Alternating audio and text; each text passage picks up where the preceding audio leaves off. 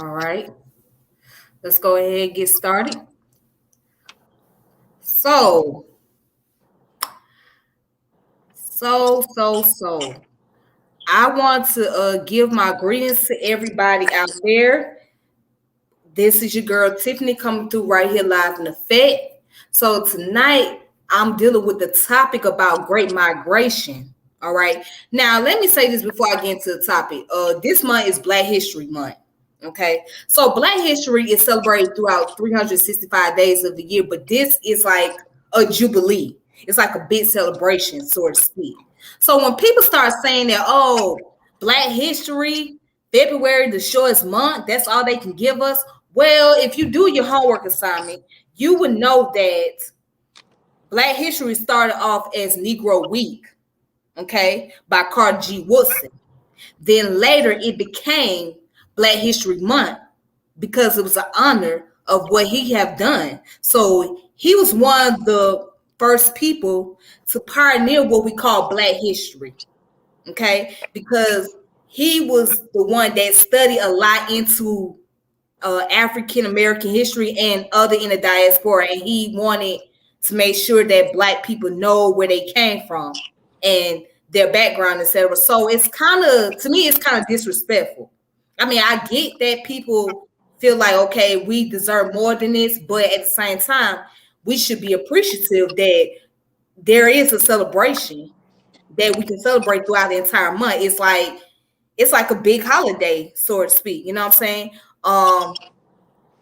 And so I don't think it's right, but that's how individuals are. But yeah, you have to go and study about the Negro History Week, study about the journals that he founded. It's a lot of things that people gotta look into. So I just wanted to say that. So anyways, now let's get into the topic.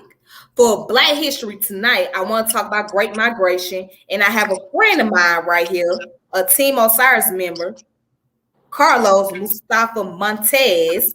He's going to help me out, with some information because, and well, the reason why I'm talking about this, because there was a lot of people from the South that migrated up north, and a lot of folks migrated to places like Chicago, Detroit, and New York. You know what I'm saying? Because they found they wanted to look for a lot of job opportunities. So what I'm going to do is, I'm going to read a little bit about the Great Migration period. Then I'm going to turn it over to Carlos. All right. So let's go ahead and look at what is the Great Migration. All right. I hope you guys can see my screen. Can you see my screen, Carlos? Yep. Okay, cool. Good. Okay. Now, so I use WikiOne because a lot of people like to go to WikiOne, which is another outlet of Wikipedia. And that's a lot of people's go-to website. So I feel like people should be able to find other information, important information as well. But anyways, so let's look at what is Great Migration. So the Great Migration, sometimes known as the Great Northward Migration or the Black Migration, was the movement of 6 million African Americans out of the rural southern United States to the urban Northeast, Midwest, and West that occurred between 1916 and 1970. It was caused primarily by the poor economic condition, as well as the prevalent racial segregation and discrimination in the southern states where Jim Crow laws were upheld. From the earliest U.S. population statistics in 1780 until 1910, more than 90% of the African American population lived in the American South. By the end of the Great Migration, just over half of the African American population lived in the South, with a little less than half lived in the North and West. Moreover, the African American population had become highly urbanized. In 1900, only 1/5 of African Americans in the South were living in urban areas. By the 1960s, half of the African Americans in the South lived in urban areas. And by 1970, more than 80% of African Americans nationwide lived in cities. In 1991, Nicholas Lemon wrote, "The Great Migration was one of the largest and most rapid mass internal movements in history, perhaps the greatest not caused by the immediate threat of execution or starvation in steer numbers. It outranks the migration of any other ethnic group, Italians or Irish or Jews or Poles, to the United States. For blacks, the migration meant leaving what had always been their economic and social base in America and finding a new one. Some historians differentiate between a first Great Migration, 1916 through 1940, which saw about 1.6 million move from mostly rural areas in the South to the northern industrial cities, and a second Great Migration, which began after the Great Depression and brought at least 5 million people, including many townspeople with urban skills to the north and west. Since the civil rights movement, the trend has reversed with more African American moving to the South, albeit far more slowly. Dubbed the new Great Migration, these moves were generally spurred by the economic difficulties of cities in the Northeast and Midwestern United States, growth of jobs in the New South, and its lower cost of living, family and kinship ties, and improved racial relations. All right, so I'm gonna stop right there, and I'm gonna let you go ahead, Carlos. Okay. Yeah, that was a lot of good information, and you pretty much hit every nail on the head. Really, I really all I got to do is put a little, put my little sauce on it. But you hit that on the head, sister. That's a lot of people need to go ahead and reference that wiki page she put up so you can dig into the sources and things like that. But one of the things I wanted to add was because, like I said, she covered everything. This was like the biggest human migration within a nation probably that we know of. It was in two waves, like the sister Tiffany mentioned. It was two migrations. The first one was the World War I era, from like the early 1900s, 1915 about to 1940. That was the World War I era. Then there was the World War II era, which was an even bigger migration, which was in the 40s, 1940, coming to an end in 1970. So this was a large amount of people who left. The migration was larger than the gold rush in the 1850s. The gold rush in the 1850s. I'm not sure how many people that was. It was 100,000 people that went west in the 1850s looking for gold. And in the Dust Bowl migration in I forgot what year that was. It was like 100,000 people that left Oklahoma. 300,000 people, excuse me. So the Great Migration over 6 decades was 6 million black Southerners that left and came north. That's a lot of people. You know what I'm saying? That's a huge amount of people. And to give you an example of how big this movement was in Chicago, by the end of the Great Migration, in Chicago, I think at the beginning it was like 400,000 people, if I remember correctly, and by the 40,000, excuse me, it was like 40,000 black people in Chicago. This one city in the north. At the beginning, at the end, it was 1,000,000 people. It went from 40,000 people to 1,000,000 people. You know what I'm saying? During one of the phases of the Great Migration. So I just wanted to add that. And we could talk about why they left. Why did these people from the South, these black people from the South, why did they move? Why leave where the place that you know? You know what I'm saying? What was it? Why is they left? The reasons vary. You could speak on some reasons. You know what I'm saying, sister? If you got some, I'm gonna point out some reasons. Jobs. That was like one of the main reasons why they left. A lot of like my people, on my paternal side, my great hold on, my great grandfather left. No, it was my great grandfather. Excuse me. Left. He was a sharecropper in Mississippi, and that's not really no sustainable, thing to be doing, to be making somebody else wealthy working their land, because our land got took. You know what I'm saying? We had land, but these practices, these Jim Crow practices, all this, you know what I'm saying, oppression, land got took after the slaves got freed. So people end up being sharecroppers, working somebody else's land. for little pay. So my people left and came north.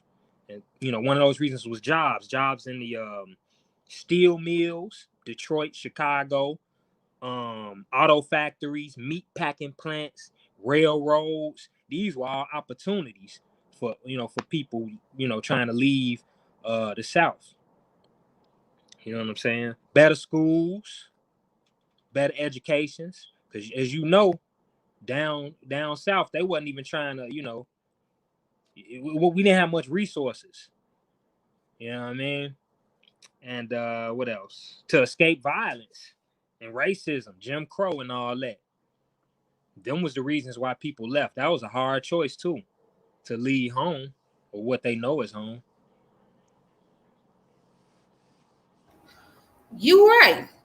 Yep, that was. And speaking of that, that was very similar with my family. My maternal side of the family. My mother was actually, she was adopted, but her father and her mother, they were from Greenwood, Mississippi. Mm-hmm. So they left me. A lot of people, see, what people don't know is a lot of blacks came up out of Mississippi and Alabama, Louisiana area. Oh yeah, You know what I'm saying? most of Because them. technically Louisiana, Arkansas, and Mississippi are considered as the poorest states in the South. The poorest states in the South. Yep. Yeah. And it's funny, it's called the Delta, Mississippi. But yeah, they're considered as very poor, especially Mississippi. It's real poor. So a lot of them left and went to places in Chicago and Detroit, because Detroit, especially during that time, we talking about in the 50s, it was known as the Motor City. Yep. You know what I'm saying? They had a lot of automobile industry going on, where people was able to get the jobs and be able to make substantial income and be able to live in nice neighborhoods and whatnot.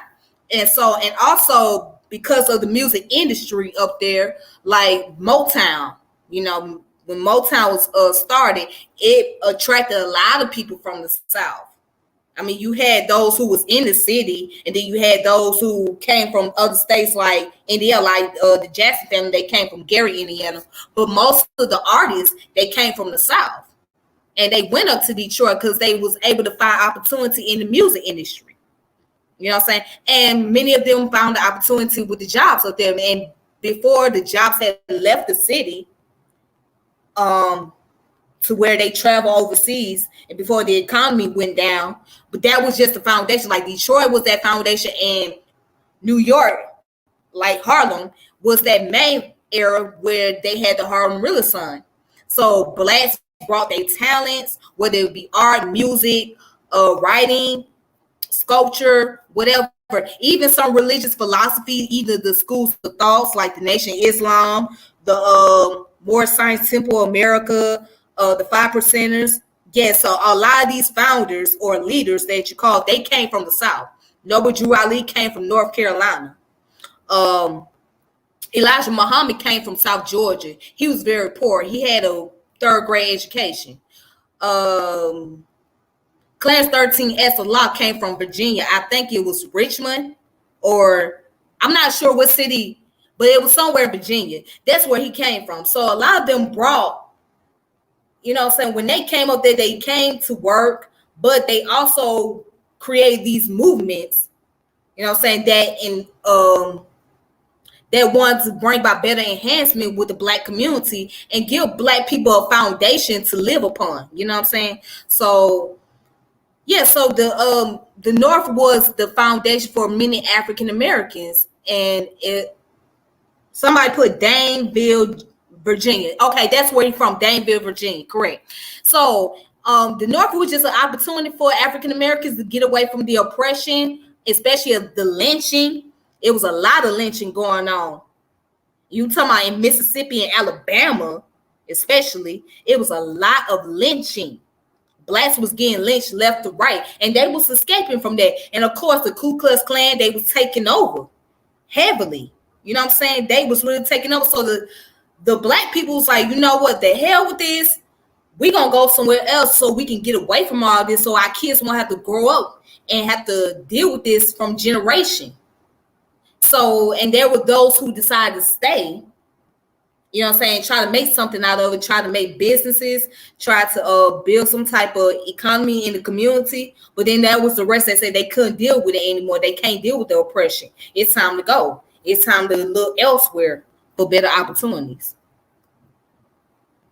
Yep. So go ahead.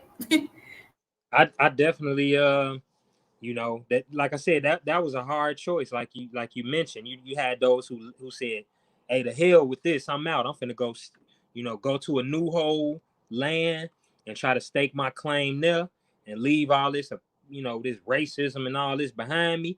But the crazy thing about that is when they got up here, they figured out that it wasn't sweet up here either. You know what I'm saying? They came to Chicago, and a lot of these, and they had to compete with a lot of European immigrants who were coming here. So while we come, we citizens, we citizens, by now, and so we were born here, and you had European immigrants coming into these cities, and by them being white, you know what I'm saying, they getting the jobs, the meat packing plants, the Detroit Motor City auto stuff, and all that stuff you was talking about, all these businesses, they getting that. So when we come from the South, they like, hold on, I know you ain't finna let this black dude is not finna steal my job. And so they start creating these lines like, don't come to this side of the town, or we gonna kill you. And it was fights and riots, and you know what I'm saying, things like that, people getting beat to death. And it wasn't sweet. They found that out quick. We came up north to get away from a lot of the things that we were going through in the South, but we came up here to figure out that it wasn't that sweet. And and the people that stayed behind, you miss your family, but one good thing that did happen is when we did get these jobs in these factories and these companies, everybody sent money home. Everybody that worked up here, they would send money to those, back down south, to those who chose to stay. Another question is, was it better? Was our situation better by us coming up here? You know what I'm saying? I think it's pros and cons to that. I think we like you said, we started, the Harlem Renaissance, and we brought a lot of our culture up here, and we built on it in the North with the new opportunities. So that's a pro. But the con is we kind of got into that integration mindset where it's like, the white people had the better jobs and the better schools, but running to them, they were running away from us. That caused white flight. So that's why Harlem, to this day, well, I don't know how it is now, but Harlem back in the day was it was black, because white people ain't want to be around us. We ran to the north to get away from the South, and white people ran, and it caused suburbanization. You know what I'm saying? So, I mean, it was pros and cons to it. You know what I'm saying? It changed the cities, the social geography of the city. It created suburbs. It created redlining. It created a lot of policies, that we were technically running away from down south. So, it was pros and cons to it. Oh yeah, it was a lot of pros and cons. If we look at the histories, especially in Detroit, where there was a lot of race riots in 1967, that was just something major. And my mother used to tell me, because she was born in Detroit before she passed, she used to tell me that when she was little, that they used to make her parents had to like keep an eye on her, make her come in the house because of all the riots was going on. And then even after Dr. King had passed, there was riots in Chicago, and it was really big in that area, in the Detroit area. So yeah, it really did. There was a lot of pros and cons. It was like you couldn't come over here because this area is for this group of people right here. So y'all need to go over there. So yeah, there was those who sought the opportunity of being able to stay somewhere, but then there was those who had to deal with a lot. And then let's talk about the West Coast. There was a lot of blacks that migrated over to the West Coast area. You know what I'm saying? I'm gonna bring this up. So a lot of people don't know when we talk about the street organizations, right? You know, such as the Vice Lords, the Bloods, the Crips, etc. You're gonna come to find out that a lot of their leaders or the founders, they came from the South. All right, they family came from the South. For example, Tookie Williams, his family came from the South. He was born in Louisiana. Let's see, Jeff Ford, I think he was from Mississippi or born in Mississippi. Larry Hoover, born in Mississippi. Who else am I missing? There's another one. I can't think of his name.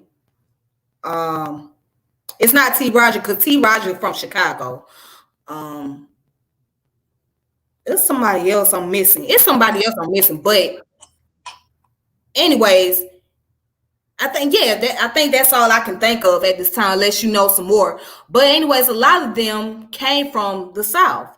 Even Huey Newey, the founder of the Black Panthers Party, he came from Louisiana. He was born in Louisiana. But they all grew up in the West Coast and in the northern cities like Chicago and Detroit and all that. You know what I'm saying? Because their family was a part of their migration period. You know what I'm saying? So is there anything you want to add on? Any names that I'm missing? Nah, you pretty much hit the nail on the head. Like you named a lot of the, 3 or 4 of the biggest street organizations in the country, and all of those, those that you named, Mississippi, and are from the South, and they brought that to the city, and they just capitalized on the fast pace, because when they got to the city, they had to adapt, and so and we also had to we had to stick together. That's why you see the Black church. We stuck together through these organizations like the Black Church, the political organizations like you mentioned earlier with the MSTA, Moorish Science Temple, with the Nation of Islam. These are organizations that we created, you know what I'm saying, coming from the South, so that we could stick together. You know what I'm saying? And what we left behind, was our people, and we had to adapt to this weather. We had to adapt to the fast pace. We had to adapt to another thing I wanted to bring up was the blacks that were already in the North was kind of stuck up. I ain't gonna lie. Me being from the North, I'm gonna keep it 100 with you. They was looking down on them when they came up here, like they were, like they was less than. You know what I'm saying? I could get deeper into that. It's actually I'm trying to find my notes on it. Okay, so I got this from this book right here. It's a book, The Warmth of Other Suns. Okay. It's by Isabel Wilkerson. It's called the Warmth of Other Suns, and it's firsthand accounts of. She interviewed all the people who migrated from down south, and she went through the history. But some of the stereotypes placed on Southern blacks new to the North were they were out of work, they was unwed parents, they was on welfare. But when we look at the evidence, which came from the Census Bureau, we see they were the blacks that came from the South came up here married. They came up here less likely to have kids out of wedlock. Wasn't no baby mamas. They was married. You know what I'm saying?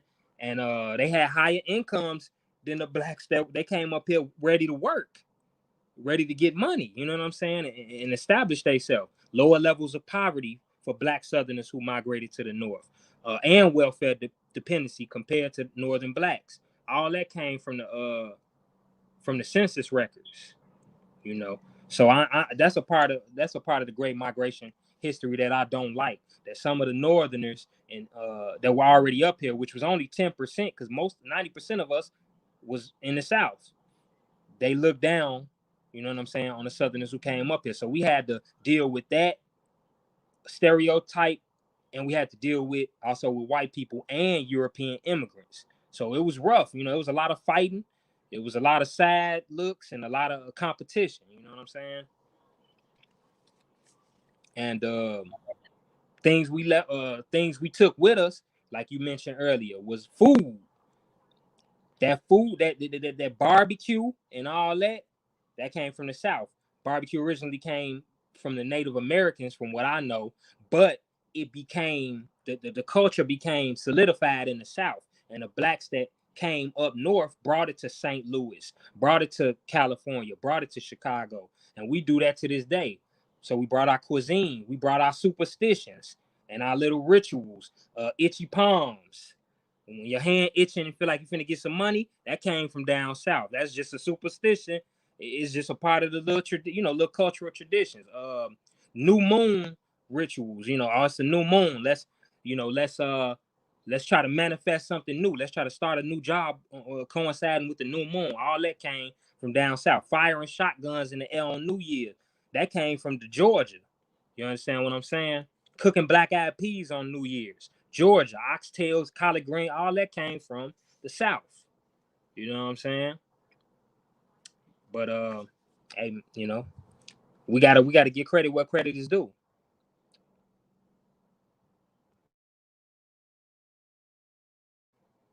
You absolutely right. Yes, you do. You gotta give credit where credit is due.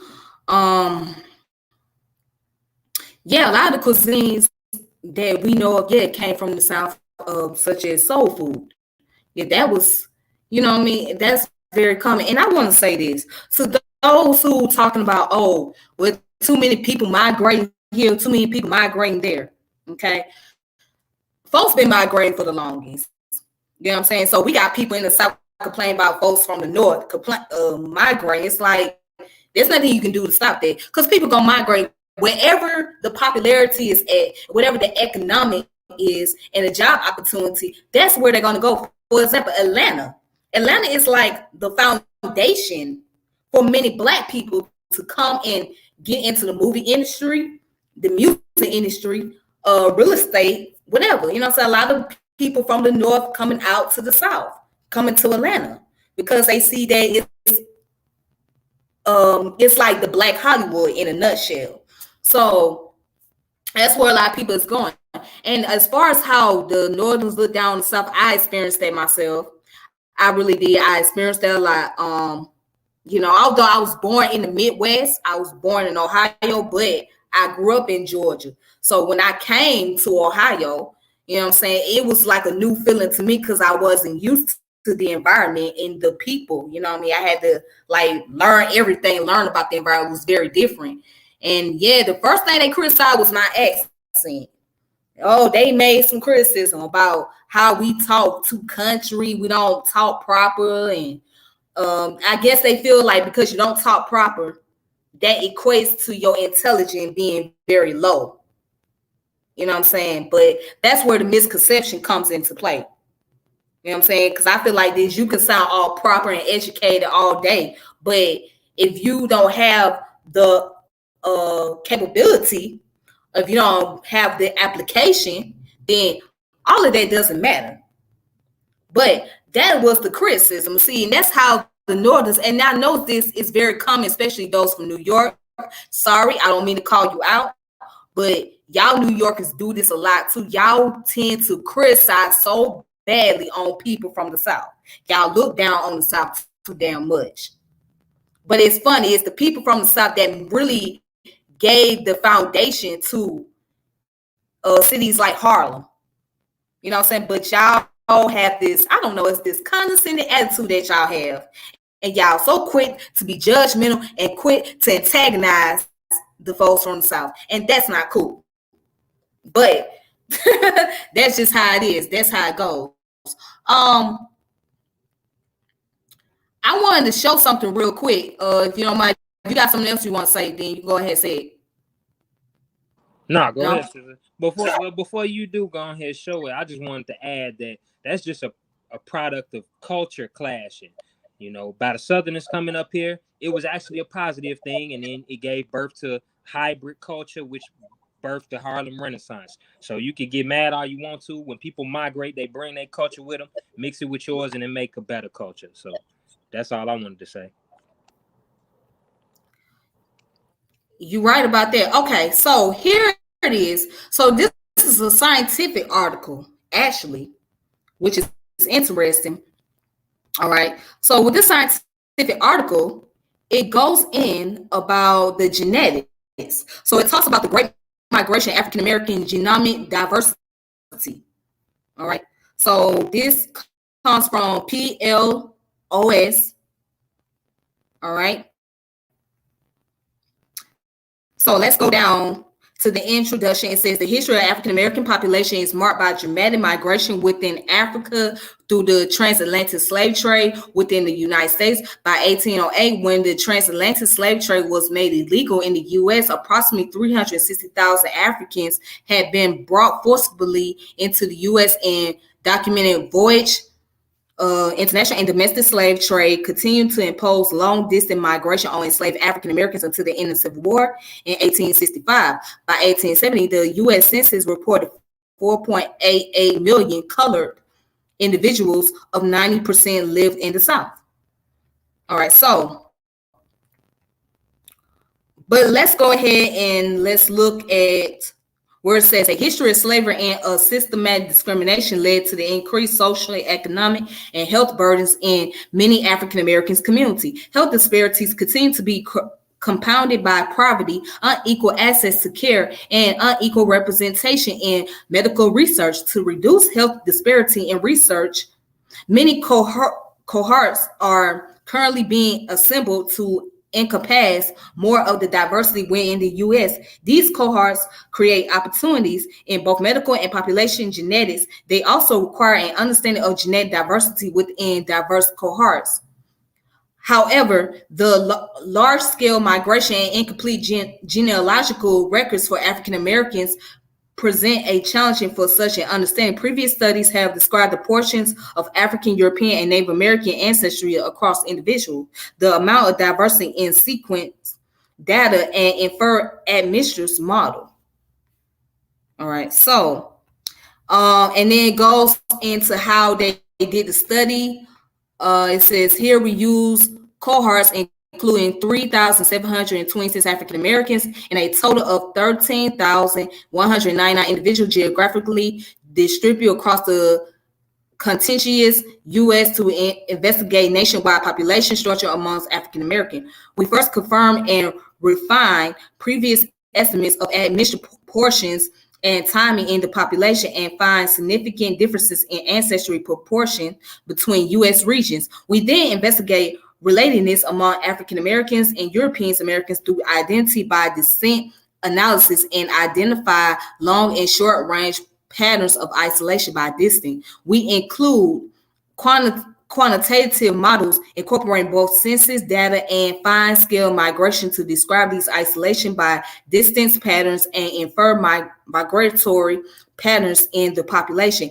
Integrating quantitative models for admixture relatedness information and historical data. We identify ancestry bias migration during the Great Migration as a driving force for ancestry and relatedness variation amongst African Americans. The analysis of geographically distributed cohorts through detailed mathematical models therefore help us understand the distribution of genetic diversity in large cohorts and provides new insights into recent human demography. All right, so this study was in May 27 of 2016. Okay. So what was the result? So the result is cohorts. We analyzed data from these three cohorts. A is health and retirement studies with 1,501 African Americans and 9,308 European Americans sampled relatively across all U.S. states, including urban and rural regions. B, Southern Community Cohort Study included 2,128 African Americans sampled within the southern U.S. and rural location. And I think that's the copyright symbol. 1,000 Genomes Project cohorts of 97 individuals of African ancestry from the Southwest United States. Genotypes were obtained in Illumina, Human Anami 2.5 million, and Human 1 million duo platforms, and joint analysis were performed on a common set of 553,795 high quality SNPs. All right, and it says for detailed information, see materials and methods and S1 and S2 tables. All right, so it goes down here to talk about the admixture patterns. Individual genomes carry genetic material from multiple ancestral lineages and each diploid locus derives ancestry from two distinct lineage. We use RF Mix together with 1,000 Genomes Project's panel for Africa, Europe, and Asia to identify the most likely continental ancestry at each locus for individuals in cohorts. Here, continental ancestry is defined as the inferred location of the ancestral lineage prior to the advent of transatlantic travel. The overall proportion of African ancestry is substantially higher in the SCCS and HRS than in the ASW and the recent public, I mean, pub, excuse me, the recently published 23andMe cohort. So now I'm gonna stop right there before I continue on. Carlos, there anything you want to add on, or anything you gotta say about that source of information Um, not really. about I the mean, when people migrate, you know what I'm saying. When they do these studies on the genetics, it is what it is. The genetics gonna tell the story. The genetics gonna tell you, who went where, why, and how that changed the population. So, I'm just listening. You know what I'm saying? It's all interesting to me. I'm gonna have to go back to that article. What's the name of that article again? let me put that article up. Okay, so the article is PLOS Genetics. It's called The Great Migration in African American Genomic Diversity. Okay, yeah, I'm gonna definitely read that again, go deeper into that. That was very interesting information. Yeah, and then also, hold on, also in this article, I'm just going to read this part real quick. The HRS cohort can be thought as a representative of the entire African American population, while the SCCS focus primarily on individual attending community health center, rural, underserved location in the South. By contrast, the sampling for the ASW and 23andMe did not aim for specific representativeness, and the ascertainment in the 23andMe cohort might have enriched for individuals with elevated European ancestry. All right, so, and then it goes on to talk about in the HRS, average African ancestry portion is 83% in the South and lower in the North and West. So, and it says within the SCCS, African ancestry proportion is highest in Florida, 89%, and South Carolina, 88%, and lowest in Louisiana, 75%, with all three significantly different from the mean. All right. So the elevated African ancestry proportion in Florida and South Carolina is also observed in the HRS and in the 23andMe study. But Louisiana is more variable across cohorts, as expected. European ancestry proportion largely complement those of African ancestry across the U.S. All right. So I'm glad they brought that up about Louisiana and South Carolina and Florida. Okay. Because Florida, because of the Haitian population and other diversity, but they have a strong Afro descendant population out there in Florida. And of course, Louisiana does have a strong African population, but they also have a Creole population too. You know what I'm saying? And the Creole population is very popular in Texas as well, parts of Texas. And of course, South Carolina, because if you go to South Carolina, you got the Gullah Geechee people, those who are descendant of the Angolan people and whatnot. So yeah, that's a strong African population in the South. I mean, like very strong African population. And of course, there are those in the North, but they're not as they're not as strong or as populated as those in the southern areas. So, anything you want to add on to that? No, not really. That's accurate. And then we gotta keep in mind that the South is still where most African American people reside to this day. You know what I'm saying? Like 40 to 47% of us did leave, But you know, to this day, most of our population is still located in the South. And then that brings another aspect, which is kind of unrelated to the topic, but we can bring it up since we own the topic of migration. The Republic of New Africa, that was, that conference that was talked about back in the day. It's as far as Southerners, it's like a reverse migration going on right now. People are leaving the North and the West and going back to Texas, going back to Georgia, specifically Atlanta. You know what I'm saying? They're leaving. And it's a reverse migration taking place. So I think that we should look at the positive. Of course, there's going to be some negatives within that, but I think we should take advantage of that and look at the positives, because unity and numbers is power. So just like we left in numbers to come north for opportunities, people are leaving north and going south for opportunities in numbers. So we need to take advantage of them numbers and that unity and apply that to economics and power, and you know what I'm saying, moving. We can move with that. That's power. Numbers is power. So I just wanted to, while all the discrimination, just like in the North, we look, some of us look down on the South, and some of us coming down South get looked down on by Southerners. We need to scratch all that, because it's power in those communities coming together and adapting to their environments. The Harlem is a beautiful example of how the South and the North mixed in a positive fashion. You know how much scholarship, art, music, how much power came out of Harlem because of the Great Migration? That's crazy. It can be that again. We can do it again. You know what I'm saying? That's what all I want to say on the subject. It's power in that culture. Okay, okay, okay. You know what? I appreciate this, brother. I really do. I appreciate your input. Yep. Giving some of the wisdom and giving some of the knowledge. Um, so if there's anything else you want to say before let you go, Before I get up out of here, I pretty much said is what I there was. any recommendation that you have as far as book recommendation?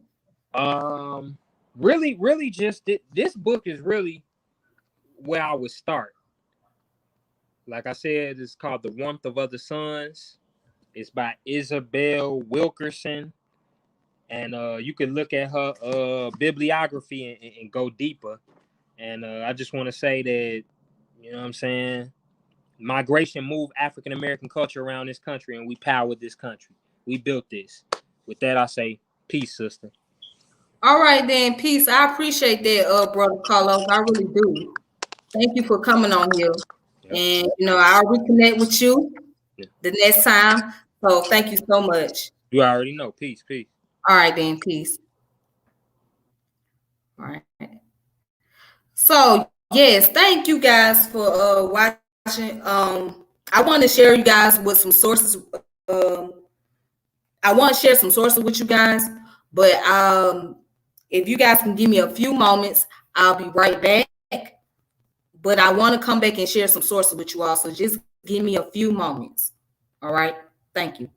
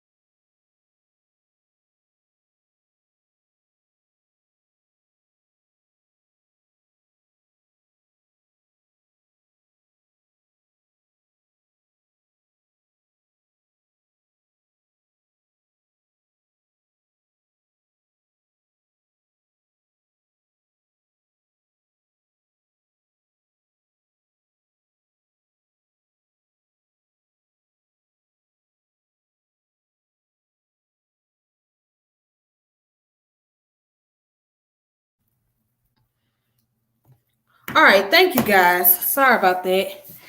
Yeah, sorry about that. But yes, I want to share some information with you all. A shout out to Brother Carlos. Thanks, Brother Carlos, for coming in. I want to share some information with you guys. So again, if you want to check this out, you can check out the source right here. The Great Migration and African American Genomic Diversity. So that goes into the genomes. So if you notice, if for those of you that has take 23andMe or taken African ancestry or even ancestry, you would notice that like where in the session when you go online, they'll tell you like where your ancestry came from. So not only they talk about the African ancestry, but they also talk about the migration, where like most of our family members and relatives came from parts of Georgia, Florida, Louisiana, in the eastern part of the southern states. And there's those who came from Texas. So it goes into those details. So yeah, you guys can check that out. And when you look at the ancestry, you will see your lineage. So all right. Also, there's a book that you can check out from archive.org.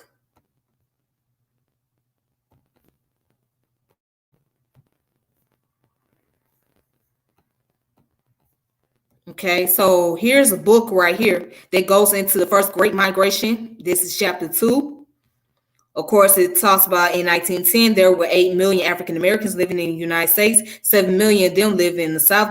That same year, a migration of blacks began that would change the nation over the next 30 years. This trickle of migration blacks became a flood of humanity by the 1940s. 1.5 million African Americans had migrated from the South to the North in the greatest internal migration in the nation's history. Determined to find better jobs, nicer homes, and increase educational opportunities for their children, African Americans left the corrosive segregationist policies of the Jim Crow South behind and journeyed north to claim their rights to the American dream. So this book here is called The Great Migration North. I'm going to show you the page or show you the cover of the book. It's called The Great Migration North, 1910 to 1970. Okay. There it goes right here.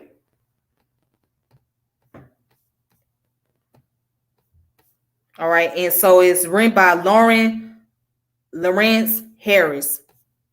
So you guys can go over here at archive.org and find all kind of information that you're looking for. All right. So let me get off of there. And then there's another PDF. Well, 3 more I want to show you. If you guys can see that.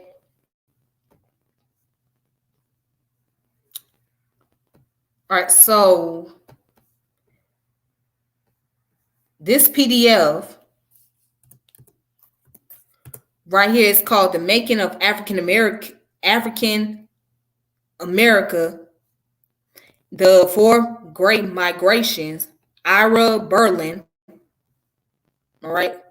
So it goes into the different migration period that's taking place. As you can see, the table of contents, chapter 1, movement and place in the African American past. Chapter 2, the transatlantic passage. Chapter 3, passage to the interior. Chapter 4, the passage to the north. And chapter 5, the global passages. All right, this is where you see it right here. And so you can check that out for yourself if you want to see, if you want to look up information dealing with those time periods. All right.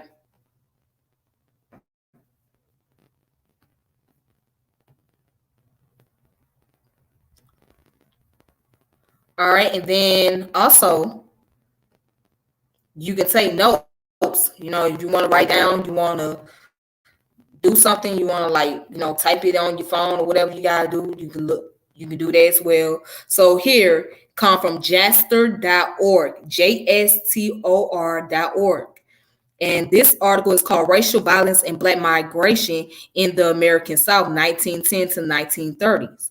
Okay, and this was written by the American Sociological Association, which came about February 1992, volume 57, number 1, page 103 to 116. All right, so here it is, written by Stuart E. Toney and E.M. Beck. All right, so they're going into the history of the racial violence that have taken place in the South, such as lynching and the Ku Klux Klan, and also why, which is one of the major reasons why African Americans escaped to the North. So you can look into that. You can jot this down. You know, if you want to screenshot it, you can do that as well. So that way you can go and find out more information about it.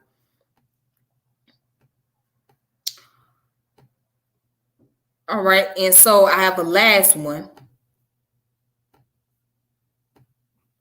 And this one right here, if y'all can see the screen, cool. So this one right here deals with the urban destination selection among African Americans during the 1950s, Great Migration, Arthur Townsend Price, Spratlin, if I'm saying it right. So the source is Social Science History, which came out in the fall of 2008, volume 32, number 3, page 437 to 469, and was published by Cambridge University Press. Okay.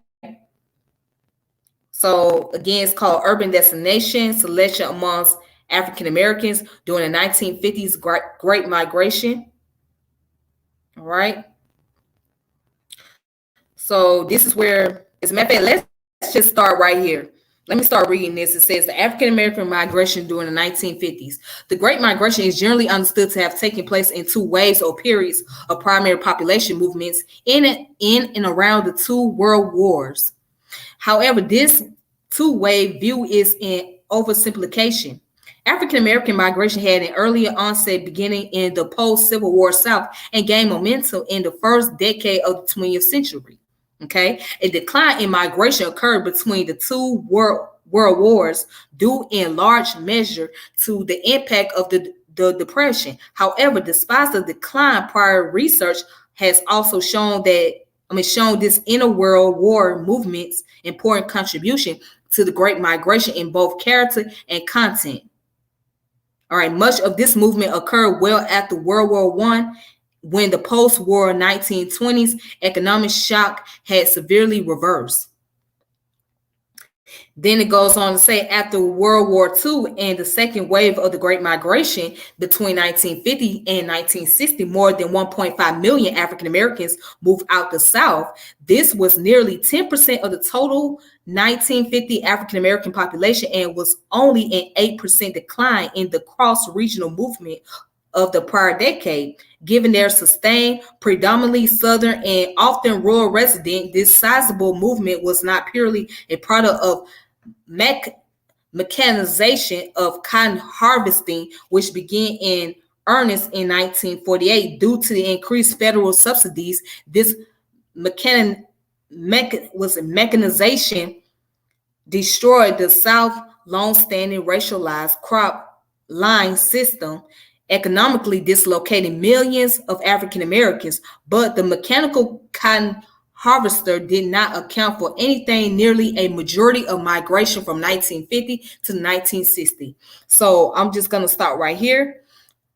Again, you can check this article out, which is the urban destination selection among African Americans during the 1950s Great Migration. Okay, so this is a social science. This is a social science research, so it's more like anthropology in a sense, because that's basically what it is. It's anthropology, cultural anthropology at that. So you guys can look into that as well. Put up the source again, Cambridge University. All right, so make sure you guys check that out. Anyways, That's all I have for tonight. And I want to thank you all for watching. I really appreciate that a lot. I really do. So please be safe and take care of yourself. Also, subscribe to the channel, hit the notification bell, and share this channel with anyone. And yeah, make sure you subscribe. And I appreciate my new subscribers for coming on here.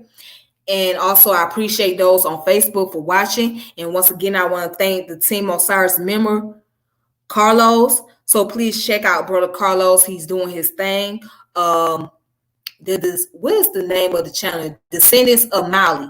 That's what it's called. Descendants of Mali, which is Brother Malik Kamara's channel, who is also a member of Team Osiris. So if you want to learn more about African spirituality, West African culture, go check out their channels.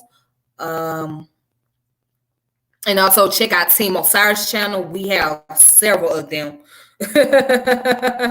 Several of them. So yeah, the Team Osiris Reloaded, Team Osiris Matrix, the regular Team Osiris, and Team Osiris Rises. So make sure you check those channels out. Just check out Team Osiris. Shout out to Brother Ngozi. He doing his thing. Shout out to him. Shout out to Brother Consul Sheshmu Amun. He's doing his thing. And shout out to everybody else that's doing their thing out there too, from other channels, the Master Ward Clan, my sister CK, the poet from, what is it called, Pseudo Killers. Shout out to all of them, you know what I mean? So shout out to Kofi Pazai TV. Big respect to him. He doing his thing. He's really doing a lot. So, you know, I would recommend you guys check him out as well. So with that being said, you guys take it easy on yourself. Please be safe, especially during this pandemic. All right. And I will reconnect with you all later. So until then, may peace and power elevation be to all of you. Thank you so much. All right. Now, peace and have a good one. All right, then.